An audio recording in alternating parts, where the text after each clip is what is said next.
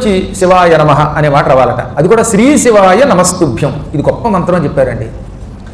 23వ అధ్యాయం శివపురాణం విద్యేశ్వర సంహితలో 7వ శ్లోకం ఒక మహామంత్ర శ్లోకం. ఎందుకని శ్రీ శివాయ నమస్తుభ్యం రోజు నోట్లో ఈ మంత్రాన్ని చెప్పించుకోమన్నారు. పడుకులు కూడా చేసుకోమన్నాడు. అనండి శ్రీ శివాయ నమస్తుభ్యం. ఏమని చెప్పాడు ఇక్కడ? ముఖం వ్యాహరతే యదా, ముఖం ఎప్పుడూ తిరుగుతూ ఉండాలట. అన్నం తింటున్నా తిరుగుతున్నా పడుకున్నా శ్రీ శివాయ నమస్తుభ్యం అనుకోవాలి. అప్పుడు ఆ ముఖం ఏమవుతుంది? తన్ముఖం పావనం తీర్థం.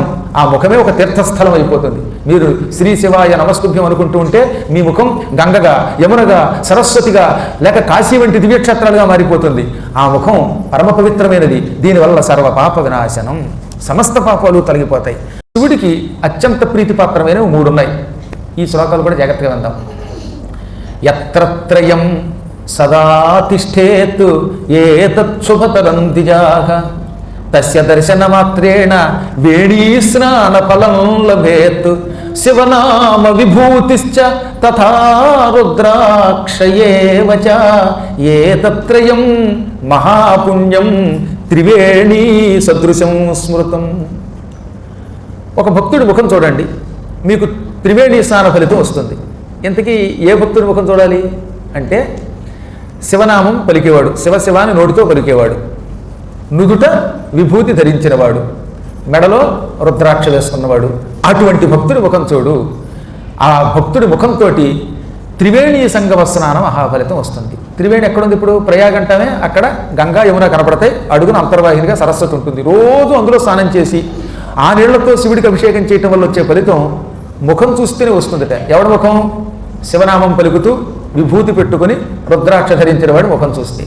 దీన్ని బట్టి శివనామం అనే గంగ, విభూతి అనే యమున, రుద్రాక్ష అనేటటువంటి సరస్వతి, ఈ 3 ఎవరి దగ్గర ఉంటే వాడే త్రివేణి సంగమము. వాడిని చూస్తే చాలు త్రివేణి సంగమాన్ని చూసి అందులో స్నానం చేసిన ఫలితం పొందుతాం. ఇంకెంత ఏమిటిది? స్త్రీలు ఈ ముంగురులకి పైన ధరించకుండా ముంగురులు ఉన్నంత వరకే ధరించాలట.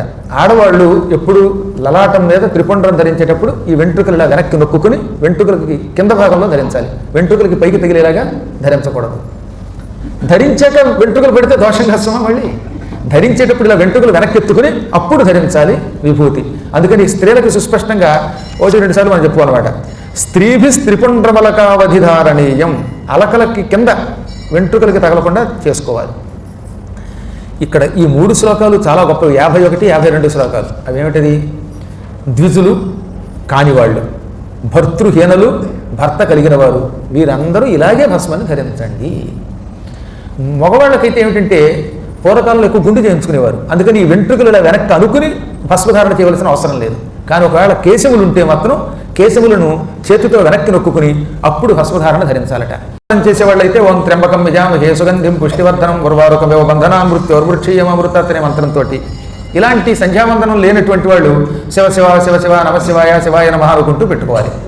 భస్మమును ధరించిన భక్తుడు పొరపాటున, కావాలని చేయకూడదు, మళ్ళీ పొరపాటున స్త్రీ హత్య కానీ, గోహత్య కానీ, పురుష హత్య కానీ, అస్యహత్య కానీ చేస్తే ఆ పాపాలు పోతాయి. పొరపాటున ఇదేదో బాగుందండి భస్మం ధరిస్తే హత్యాపాపం ఉండదన్నారని భస్మం ధరించి కావాలని చంపితే మాత్రం మహాపాపం. చేతి భోజనం చేయటం, బయట ఉన్న వాడి చేతి అన్నం తినకూడదు, మహాపాపం. ఇలాంటి పాపములన్నీ కొండెములు చెప్పడం వల్ల వచ్చే పాపాలు. అంటే వాడి మీద వీడికి, వీడి మీద వాడికి కొంతమంది చెబుతారు కదా లేనిపోయిన కానీ, వాడు ఇలాంటి వాట, వీడు ఇలాంటి వాట, ఈవిడ అటువంటిదిట, ఈవిడ ఇటువంటిదిట అని చెప్పేటటువంటి వాళ్ళందరూ కూడా పిసునత్వం అంటారు. దాన్ని కొండెములు చెప్పుడు అంటారు. ఇది ఒక మహాపాపం. ఇటువంటి పాపాలు, కోర్టుల్లో తప్పుడు సాక్ష్యాలు చెప్పేవాళ్ళు, వీళ్ళంతా పశ్చాత్తాపం పొంది ఇంకెప్పుడు ఈ పాపం చెయ్యం అని త్రిపుండ్ర ధారణ చేస్తే, విభూతి ధారణ చేస్తే సజ్జయేవ వినశ్యంతి, ఆ క్షణమే పాపాలు పోతాయి.